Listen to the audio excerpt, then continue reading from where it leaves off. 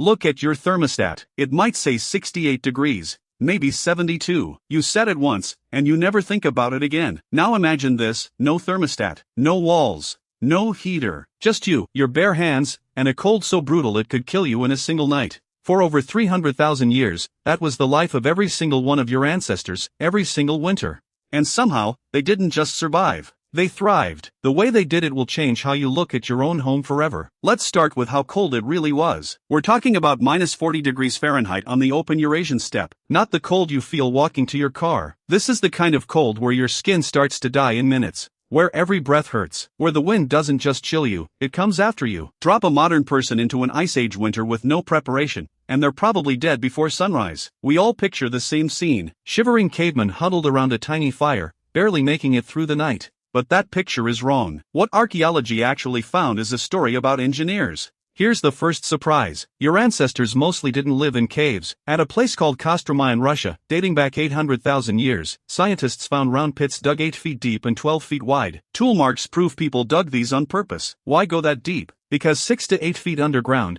the temperature stays 20 to 30 degrees warmer than the air above. Your ancestors didn't fight the cold head-on. They went below it. But the real genius came later. At a site called Dolní Věstonice in the Czech Republic, 26,000 years ago, people built winter shelters with walls made of 3 layers, and each layer had a job. The inside layer was animal fur, facing in, trapping warm air against the body. The middle layer was dried grass and moss, pulling moisture away. The outside layer was woven reed and bark, strong enough to block wind but still able to breathe, so moisture could escape before it froze and destroyed the whole structure. This wasn't guesswork. This was layered engineering, the same idea used in the insulation inside your walls today. We use foam and vapor barriers. They used hide, moss, and bark. Different materials, same physics. Now here's where it gets wild. In Ukraine, at sites like Mesherik and Kostenki, researchers found actual houses, not caves, not windbreaks, real buildings made entirely from woolly mammoth bones. Skulls weighing over 200 pounds stacked as the foundation, curved tusks bent into dome-shaped frames, hundreds of smaller bones filling the gaps for support. The whole thing wrapped in stitched mammoth hide, thick enough to stop the wind and shaped to shed snow. That's not survival instinct. That's architecture. And when scientists rebuilt these houses to test them, the results shocked everyone.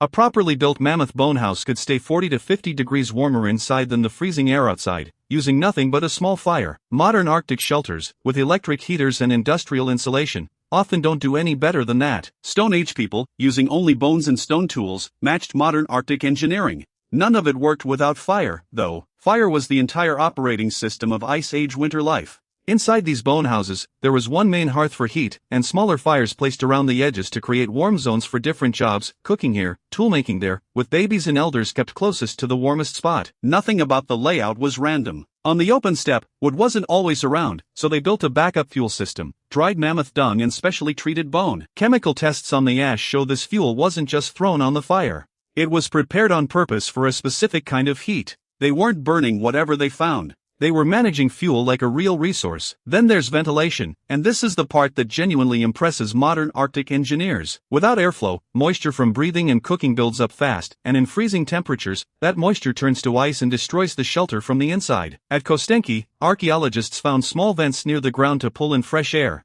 and bigger openings near the top to let warm, wet air escape. A working ventilation system, tens of thousands of years old. Here's a part most documentaries skip. What happened inside these shelters after dark? For hundreds of thousands of years, your ancestors went to sleep at sunset and woke before dawn. But they didn't sleep the way you sleep. They slept in 2 blocks. About 4 hours of sleep, then 1 to 2 hours awake, then another 4 hours until morning. This wasn't a sleep problem.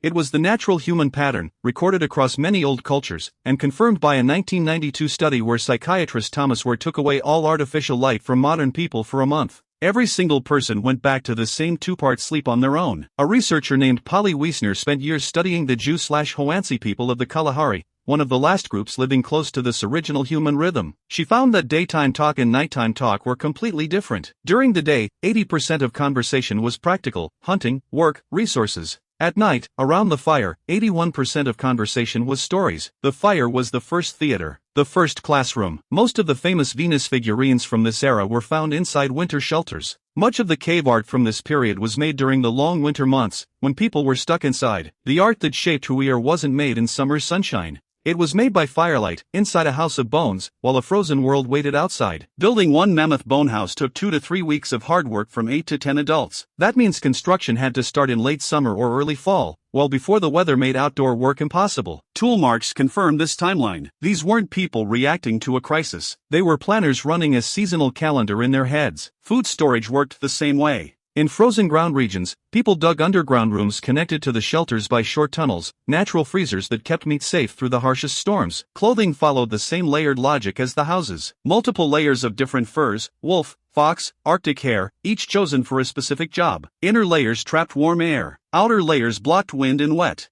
It's the same idea as a modern winter jacket, figured out 25,000 years before Gore-Tex existed. And when a shelter got damaged, which happened often, it got fixed right away. The evidence shows constant repair work all winter long. Broken bones replaced, height patched, insulation refreshed. This wasn't something they built once and hoped would hold. It was a living system they managed every single day. When the Ice Age ended and forests spread across the land, this entire body of knowledge was set aside. Not lost in some disaster, just no longer needed. Today, modern Arctic engineers who study these ancient shelters are genuinely amazed by them. Military cold weather training programs now teach shelter techniques based on these 20,000-year-old designs. Disaster relief teams use similar methods for emergency shelters in extreme conditions. We lost this knowledge, spent 100 years using modern science to rebuild it, and found out our ancestors had already solved the problem perfectly, with nothing but bones and stone tools. Now look at your thermostat again. That number represents something your ancestors would have called a miracle. Not because they couldn't reach that kind of warmth, they could, and they did it in conditions far worse than anything you'll ever face. But because every warm night cost them everything. Weeks of building, months of planning, constant physical work, and a level of skill so precise that one mistake could freeze a whole family before dawn. The bedtime stories you tell your kids tonight are the direct descendants of the stories told by firelight inside houses made of bone, on a frozen plain, thousands of years ago. You didn't invent warmth. You inherited it from the most brilliant engineers who ever lived, who had nothing but cold, time, and the will to survive. So the next time you reach for that thermostat without a second thought, remember what it took to get here. And take a moment to see just how rare it really is to simply be warm.